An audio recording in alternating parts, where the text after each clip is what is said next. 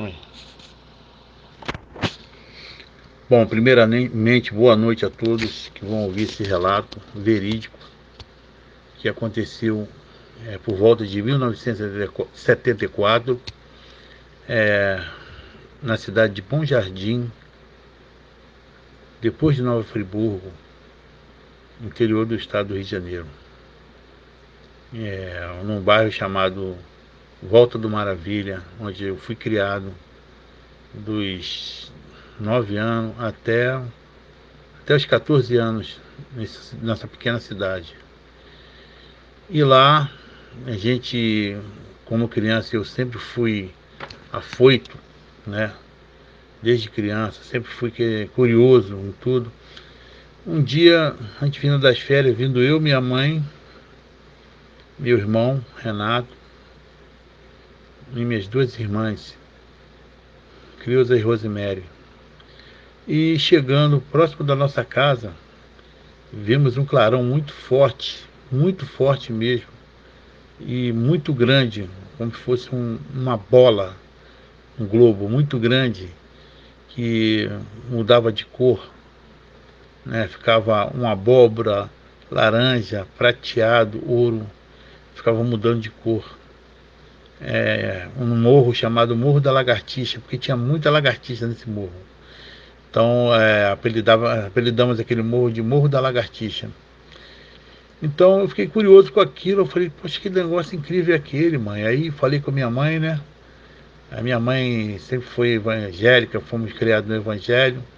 A minha mãe, não, aquilo deve ser coisa de americano, meu filho, você não vai lá para ver nada, aquilo ali deve ser alguma coisa. Eu falei, não, mãe, ali é um disco voador, mãe. A senhora falou que isso não existe, que só temos nós aqui na Terra, mas olha lá, mãe, olha lá, todo mundo que vinha junto com a gente, isso era mais ou menos às 11 horas da noite. Como a cidade era uma cidade pacata, né? A cidade de poucos habitantes, nessa época, em 1974, era tudo tranquilo, né? Não tinha a tecnologia que tem hoje, né? Então, aí ficou todo mundo ali parado olhando aquilo ali mudando de cor, lindo, lindo, aquele negócio, mas muito grande mesmo, viu? O tamanho assim, quase do tamanho, vamos supor assim, de um estádio de futebol, muito grande mesmo. O morro era muito, ele era chapado em cima e era muito grande. Aí eu falei, mãe, eu vou lá para ver, eu vou lá para ver. Minha mãe falou assim, não, você não vai lá de jeito nenhum. E pegou pela minha orelha e me levou para casa. E não dormi aquela noite, gente, eu não dormi, fiquei preocupado, fiquei pensando naquilo, falei, caramba, o que pode ser aquilo, meu Deus? Eu vou lá para ver aquilo lá, amanhã eu vou lá cedinho. Aí, 6 horas da manhã, eu levantei e falei para minha mãe que ia comprar pão, né? E na nossa época as crianças iam na rua comprar pão, hoje em dia não, quem vai é os pais. Aí levantei, fui lá, fui direto lá. O que acontece? Onde pousou essa nave, tinha um barraco, um barraquinho de madeira de uma senhora muito pobre. Inclusive minha mãe ajudava ela com compras, alimentação, sabe? Ajudava com roupas. Que era uma senhora muito pobrezinha que morava, chamada Dona Geralda. E ela morava num barraquinho de madeira, com as pessoas que juntaram e fizeram para ela lá, de madeira de tábua de 30, né? Com a telha, coitada, não era nem aquelas telhas de amianto, né? De lata, aquelas telhas antigas. Aí, tudo bem. Fui lá, chegando lá, comecei a prestar atenção que onde essa nave pousou, tava a marca certinho, aquele círculo. O mato, como era um mato alto, o mato estava todo amassado, certinho, fazendo o desenho onde a nave pousou, fazendo a medida certinha onde a nave pousou. E tudo bem, aí eu fui lá, eu olhei aquilo ali, eu falei, vou lá para perguntar. Cheguei lá, o que acontece? A dona Geralda estava debaixo da cama com os filhos. Debaixo da cama com os netos, quer dizer, não era filho não, que era uma senhora. E a filha dela engravidou e teve 2 filhos, né? E ela que criava. Então ela estava debaixo da cama tremendo de medo, eu chamei, Dona Geralda, ela... O que foi, meu filho? Quem é que tá aí? Tem alguém aí fora com você? Eu falei, não, eu tô sozinho, Dona Geralda. Sou filho da Dona Arlete e tal. Eu vim aqui para saber o que aconteceu essa noite aí. Ela falou, meu filho, não tem ninguém fora. Eu falei, não tem ninguém aqui fora. Ela foi, saiu debaixo da cama com os netos dela. Aí fiquei desesperada. Meu filho, essa noite apareceu um avião, coitado, ela é da roça, não sabia especificar, né? Uma nave. Então ela falou que era um avião muito grande que pousou e saiu um homem de 3 metros de altura, né? É o mesmo modelo que as outras pessoas viram aí, né?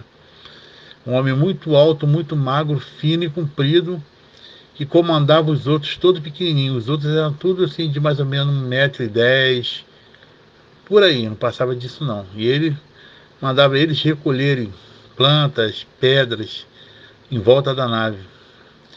Aí ela não entendia o que ele falava, porque ela falou que a língua dele era muito diferente, uma língua muito diferente, ela não entendia.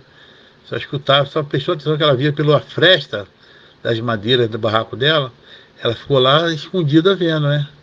E trancou a porta, né? Antigamente, né? Aquela tramela que falava, né? E ela colocou essa tramela, então ela ficou de dentro da casa dela, prestando atenção no que estava acontecendo. E quando ela viu que aquilo que não era ser humano, entendeu? Foi quando ela se apavorou, ela correu para debaixo da casa, chegaram perto da casa dela, tentaram forçar a porta dela para entrar, ela se escondeu debaixo da cama. Aí ela falou que ficou lá debaixo da cama e via eles correndo para um lado e para o outro, e pegavam uma coisa, pegavam outra, e falavam um com o outro, mas numa voz que não tem como explicar. Ela não soube explicar.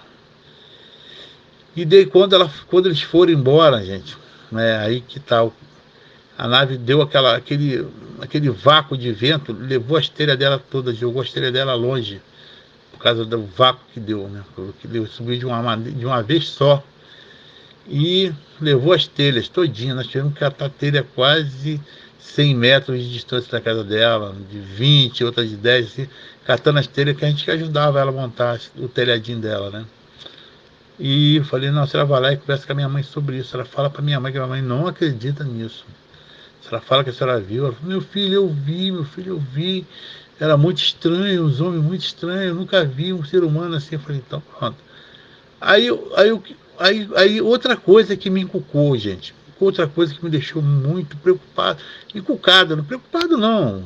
Não preocupação nenhuma. Nessa época eu tinha 10 anos de idade. E aí, o que ficou assim que me deixou mais cabreiro foi que onde a nave pousou, parece que ela sugou de dentro para fora a terra.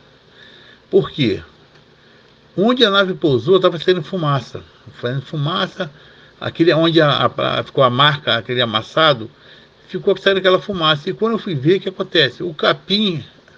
A capim estava verde em cima, as folhas do capim estavam verdes, mas a raiz do capim estava cinza, de dentro da terra cinza. Tu puxava assim, vinha como se tivesse botado fogo de dentro da terra para fora, entendeu?